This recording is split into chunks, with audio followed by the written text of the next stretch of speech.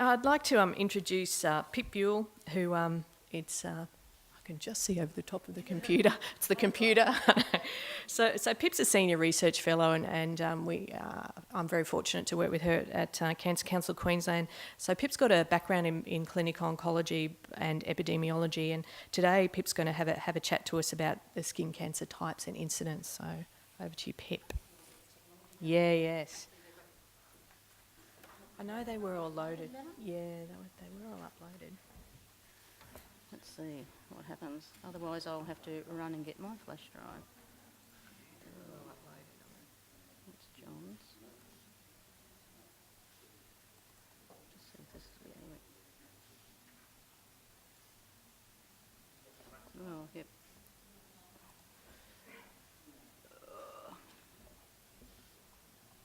Come on, mouse, get down there. Yay! Yay. Thanks, Madeline. All right. Yes, it deserves an applause, I think, just about. Good morning, everybody, and thank you for coming along to our consumer forum that's been hosted by Cancer Council Queensland and Melanoma Patients Australia. It's indeed a privilege to be here this morning. So, what I thought I'd do is just go over a little bit of the incidence of skin cancer, really just sort of setting the scene, I guess, for some of the talks that will follow mine. Sorry, I can't see anybody on that side of the room there. It always reminds me. I don't know if anybody remembers years and years ago when the Queen was talking, and I think it was in Congress in the US, and she was at a lectern, and all you could see was a hat just above the lectern. I kind of feel a little bit like the Queen. Anyway, let's get going. Okay, so what is skin cancer? I'm sure there's going to be quite a lot of stuff in here that people in this audience will know this very well. So basically, it occurs when skin cells are damaged, for example, and the main cause we know is exposure to UV radiation, and this is just a cross section of skin, just showing this epidermal layer, or that sort of surface layer of the skin, going down to these sort of deeper structures. And when we talk about melanoma in particular, these are the things that we talk about when we talk about sort of level 1 down to level 2, 3 and 4, and the thickness of the lesion. They measure it from the top of the surface layer of the skin down to where the melanoma actually stops. So three main types of skin cancer, and most common form of skin cancer, basal cell carcinoma, accounts for around about 75%, about 3/4 or so of skin cancers. Squamous cell carcinoma is not quite as common, accounting for about 20%, and melanoma about 4 to 5% or so. There is another little slice of that pie there, and I was actually giving a talk yesterday on Merkel cell cancer, and that's quite a rare type of cancer throughout the world. But as with these other forms of skin cancer, Queensland actually does record the highest rates by far and away in the world for Merkel cell carcinoma. So again, a much rarer form of cancer, but we won't sort of talk about that today. I think there might have been a bit of media about that last night, perhaps on the TV. Terrific, which is great. We've had absolutely wonderful media from this conference, and if we just continue to raise that awareness, that's the biggest challenge, I think, for us. So it's just some of the characteristics of BCC and SCC. So if we look at basal cell carcinoma, as I said before, it's the most common, but certainly the least dangerous form of skin cancer. It often sort of is seen as this sort of a lump or a sort of scaly sort of area. Can be red, can be pale, it can be sort of this pearly sort of appearance. They often sort of heal and then they break down. They people often scratch them and they break down, and then they tend to ulcerate. Most commonly, BCC occurs on those sun-exposed sites, such as the head and neck area, around the ears, around the eyes, in the sort of the inner canthus that we call, in the sort of the corner of the eye. But you also see it on the trunk, and while the trunk doesn't often get get as much sunlight, we sort of think that there's probably this sort of this different type of pathway that is related to melanoma occurring on the trunk. So how common is BCC? And I'm sorry, it's a little bit complicated, this slide, but just showing a map of Australia. And these numbers are actually sort of incidence rates, so the number of cancers that occur per 100,000. And this was taken from a 2002 survey that was done by the National Cancer Institute. It's really difficult to actually get up-to-date figures on particularly on non-melanoma skin cancer, or, sorry Dave, keratinocyte cancer, as we've been told that we should now refer to it as. And mainly because they're so common in this country that most cancer registries don't record that information, apart from Tasmania. So we tend to sort of rely on household surveys and also some Medicare data, which I'll show you in a couple of ticks. But you can see here Queensland, so around about 1,500 cases per every 100,000 people, and if we go down to Tasmania, about 450 per 100,000. NT is actually sort of quite high there, but the population there is sort of quite small. But you can see there clearly, sort of if you think about the geography and our latitudes and longitudes, that the further north we go, the more common this cancer is.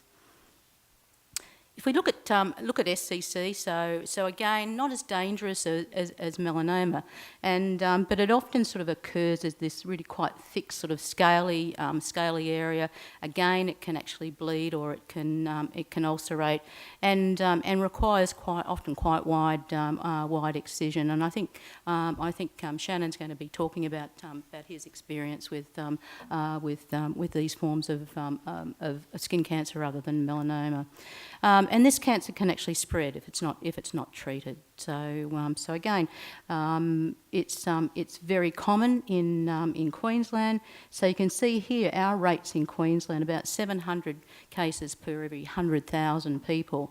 And if we go down to say Victoria, it's about 200 cases, and a similar number in Tasmania. So again, sort of these rates of these cancers that are really driven by UV exposure are very high in these northern areas of our country. Hence, as John said, the skin cancer capital of the world, a statistic we're not proud of. So just looking at the scope of the problem, and this is some data that came out last year, I think, 2012, in the Medical Journal of Australia. And what they did was they had to look at all the Medicare data. So if you go into the Medicare office and you have a treatment for something, or you have a consultation, swipe the Medicare card and you'll get a rebate from Medicare. So these represent sort of all those different types of services that are associated with non-melanoma skin cancer, and it also includes where you actually have the cryotherapy. So there's probably a lot of people here in the audience who've had things burnt off, and as well as cut out. So this shows you the scale of the issue in Australia, and this is the total number of treatments. So Medicare items in a given year. So you can see here in 1997, it's about 400,000 sort of treatments for non-melanoma skin cancer. And if we go up to about 2012, we're now at around about a bit over 700, nearly 800,000 treatments for non-melanoma skin cancer in this country. And the red line there just is some estimates. So up to sort of 2015, we're starting to approach sort of 1 million treatments for non-melanoma skin cancer. So an extraordinary sort of problem in this country, and an extraordinary cost for all of us. Sort of we all pay taxes, and this is the cost to our health system, let alone the cost to ourselves, which is the most important thing. So again, why are these rates so high in Australia? And I've just sort of put a line here for essentially for the equator, and you can see here in the northern hemisphere. So if we take these sort of equivalent sort of latitudes, if you like, in the northern hemisphere, there's lots of population here, but there's not much in the way of sort of population down in these sort of southern latitudes. And again, sorry for the little busyness of this slide, but what I tried to do was sort of have a look at some data from around the world, and this is just for BCC. So you can see here in places like, I think this is Italy, about 80 per 100,000. In England, 100 per 100,000. And in places in Canada, just over 90. And the 170 here is sort of on the tending towards those sort of more northern areas of the US.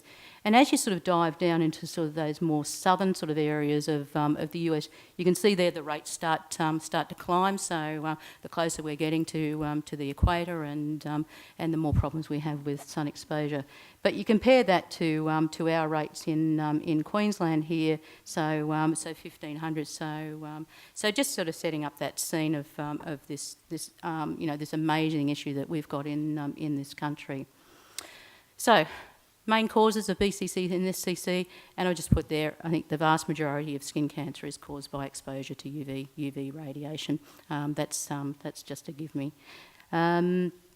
If we look at some of the other causes, in particular sort of to SCC, there has been some studies that have shown sort of some increase in rates of SCC in people who are exposed to things like arsenics and shale oils and these types of hydrocarbons that occur in tar and in soot. And I put there infection with HPV, and this is an evolving area here. And so if you would have heard of Ian Fraser's been obviously did a lot of work with HPV in cervical cancer, and he's now drawing his attention to work in squamous cell carcinoma, where there might be sort of some patients who have this HPV infection. So this is a real evolving area of research, and I know Dave Whiteman's colleague Rachel Neal is actually doing, and Adele Green are actually doing some work in this. So it'll be interesting to see, whether the possibility of some sort of vaccine might well reduce our rates of SCC going down the track.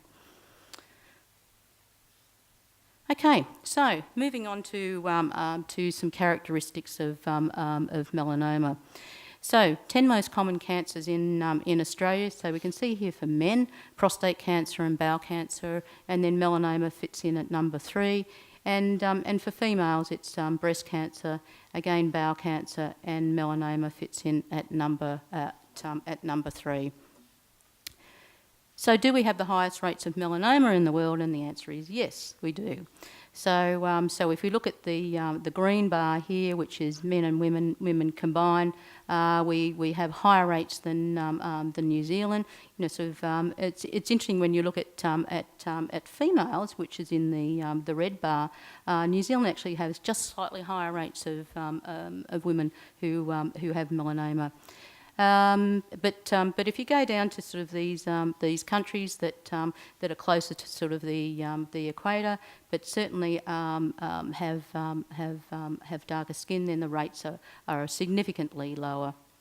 And I think the next slide I have just shows you that that variation again in the incidence of melanoma throughout our country. So in Queensland, about 83 men per every 100,000 will have melanoma. Females about 51, and you can see those rates slowly sort of decreasing across the state. Interestingly enough, in Tasmania, the rates in men are actually higher than that we see in Victoria and in New South Wales, and I'm not quite sure of the reason for that.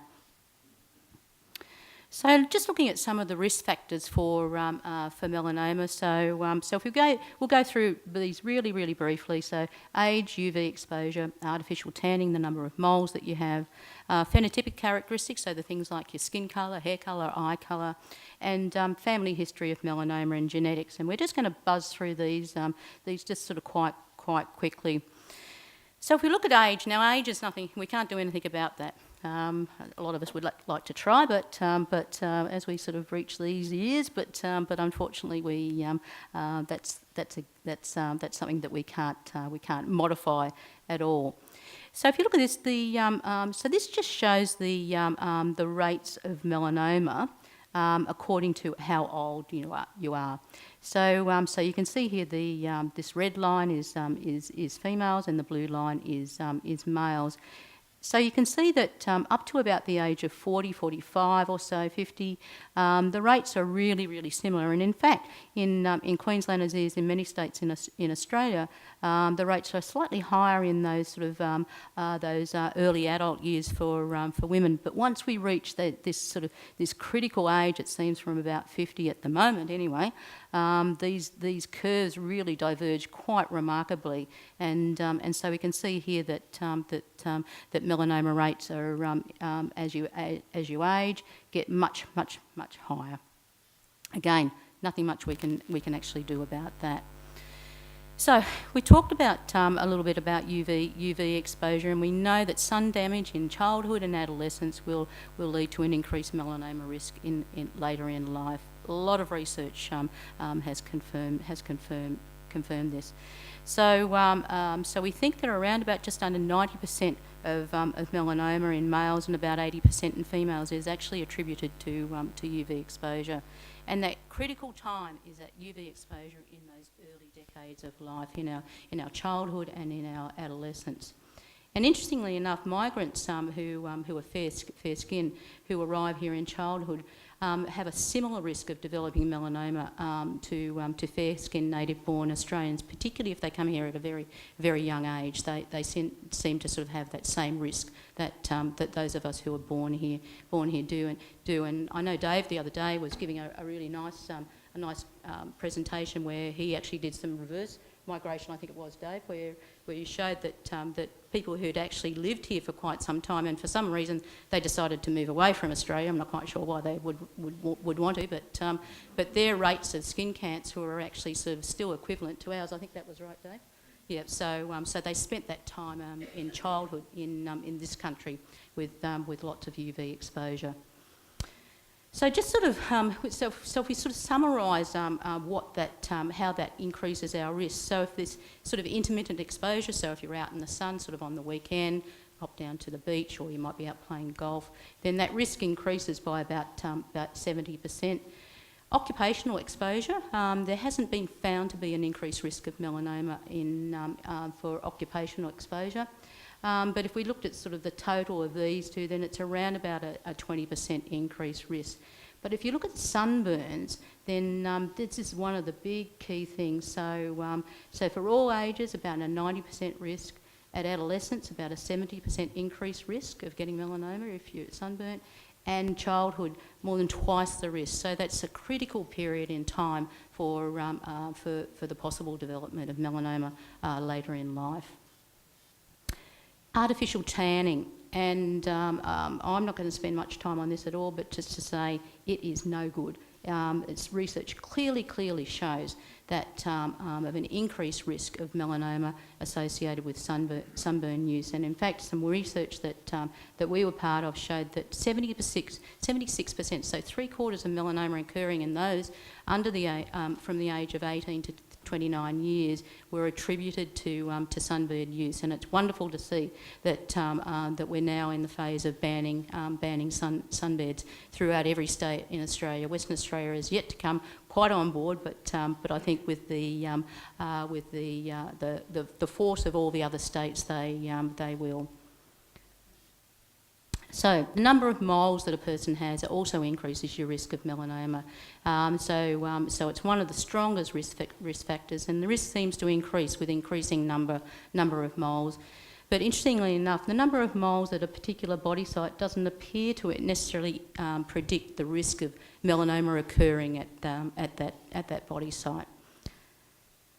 So if we just look at that risk overall, so if you have less than 15 moles or so, then there's negligible risk. But you can see here as the number of moles that you have increases, and for those people who have about 100 to 120 moles or so, then their risk of developing melanoma increases quite significantly to about 7 times or so. Hair and eye colour, so these are the phenotypic characteristics that we inherit. Again, not much you can do about that, although I suppose you can change your hair colour, but you certainly can't change the genetic makeup of what your hair should look like. So some famous people, a couple of famous people here, our own ex-Prime Minister. I'm not quite sure what Julia is up to these days, but so Julia had that really sort of fair, that red hair and fair skin, and then if we look at eye colour, blue and green eyes sort of infers slightly more increased risk. But these sort of risk factors are slightly less than that you would see like for UV exposure or for the number of nevi. Again, skin type, if you've got this really fair skin, as our beautiful Nicole Kidman has, then obviously that increases your risk of developing melanoma later in life. And freckling, while the risk is slightly increased, it's not an enormous increase in risk. And finally, if we just look at genetics, and a huge amount of work's been ongoing with genetics, and I know Dave's been a big part of this as well. So we know about 10% of melanomas develop in people who have one or more relatives with melanoma, and there's been a number of genetic mutations that have been identified, and I've just got a couple of these here. And these mutations on these genes seem to be present in about 2 to 3% of those who actually develop a second primary melanoma. And we know that around about sort of 10 to 12% or so of patients will actually develop a second primary melanoma. I'm not going to talk much more about genetics, but suffice to say that this is an enormous amount of work that's ongoing in this area into the future.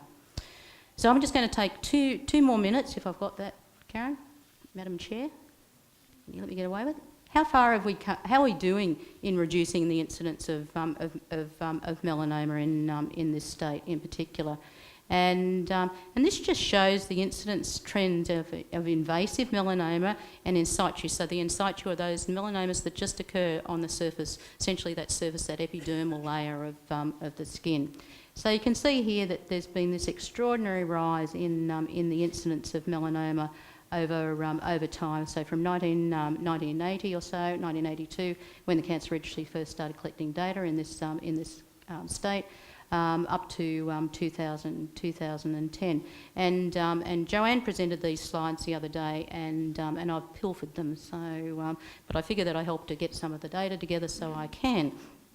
So if we look at some of our early detection programs, 1963 education campaign actually started in Queensland, and people who were at the Thursday conference would have known that, would now know that Slip, Slop, Slap was actually a second part of that original campaign. And in Queensland, we actually started the campaign with Slip, I'm going to try and get it right, Slip, Slop, Shove.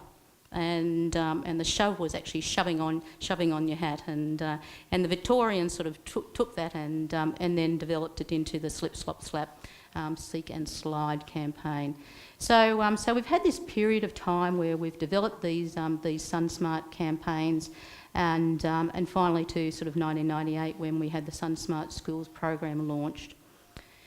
So, sorry, really busy slide here, but I'm just going to go over this sort of quite quickly. So if you look here, so this is sort of 1980 and this is 2010, and this is people who are aged 80 to 84 years of age. So you can see here that in 1980 they had a risk of developing about 270 odd people per every 100,000 developed melanoma, up to about 400 per 100,000 developed melanoma. But you can see here, each of these lines, and these are all sort of groups of people, or what we call birth cohorts. And you can see here for people who are 50 to 54 in 1980, and then in 2010. So their risk of the number of people who developed melanoma was starting to decrease, is starting to flatten out.